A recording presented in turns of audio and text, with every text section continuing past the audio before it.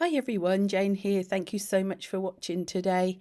Today I am creating in the Dina Wakley watercolour journal, and I really enjoy watching other YouTubers who do very intuitive art. People like Denise Love, people like Suzanne Rose, and I will link both of their channels down below along with the products that I am using today.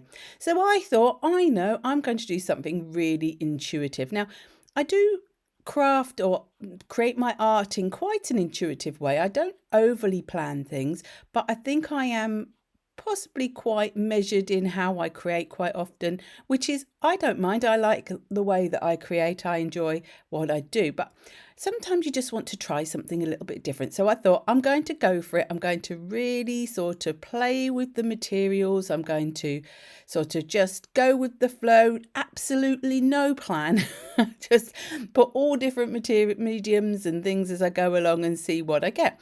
So that's what I decided to do. And I'm starting off with this acrylic ink, and I'm going with the Genesis green and the magenta. I think it's just called magenta, I'm not sure. And I'm just playing around with the colour and some water. And at this stage, this was fine. I liked this. That looked nice.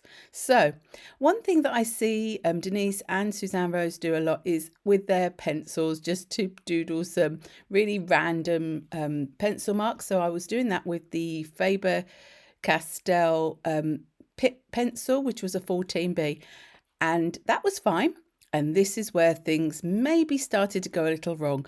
I just grabbed some acrylic paint, and this is the Indigo Blue Olive Waistcoat, and I just was rubbing some on with my finger, and then I was scratching into it, just really sort of playing around, not really thinking. And maybe I should have thought a little bit more, because at this point I think the colours were starting to look a little bit dark and muddy.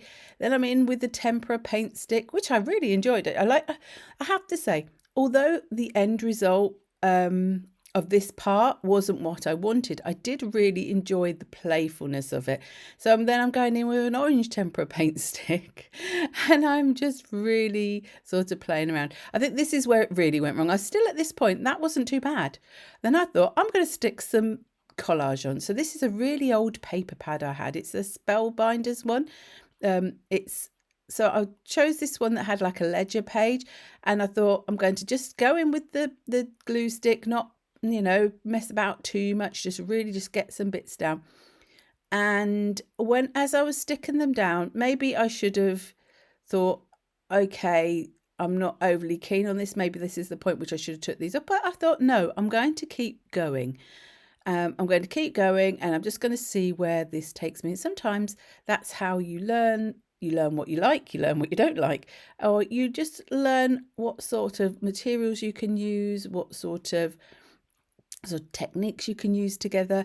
And this, now I'm looking at this now, it doesn't look so bad. As I was doing it, it felt really, I wasn't happy at all with it. But now I look at that, this is where I really didn't like it. I started putting down this warm tan indigo blue paint, which is a lovely paint, don't get me wrong, but it was very dark now on the page. And I think this is the point at which I think I wasn't at all keen with what I was doing. I didn't like the darkness of the paint, so that's why I'm going in with a not baby wipe. I was going in with a kitchen towel just to wipe some of the paint away.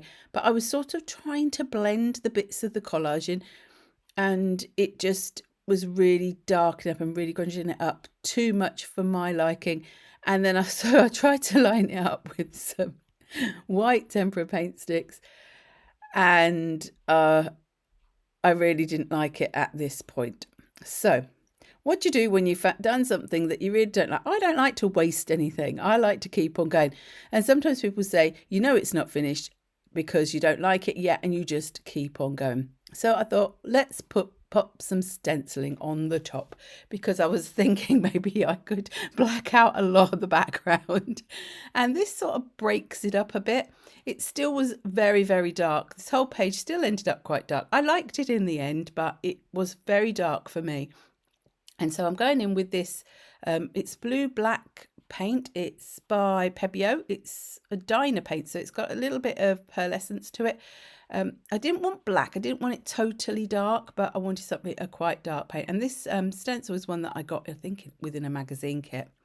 So at this point, it was slightly better, but I thought I just need to, at this point, sort of really create a focal point. So I went through my Maremi small art book and I found this really large butterfly, which I thought would look fab on this page. Well, I say fab, you know, would cover up most of the background. So I added in a little bit more orange because I felt that it needed that. And then I am sticking down the butterfly with my Liquitex matte medium, the professional version. And I also found in the same book, so this is the Butterflies book by Maremi, this quote from Andy Warhol. And it just was like, this quote just really summed up really how I should feel about this page, because sometimes it's not about whether you really love something or not. Sometimes it's just the playing that counts, and you know, you just move on. So you do something, wasn't the best, but you learn things from it, and you leave it up to others if they like it or they don't like it. It doesn't matter.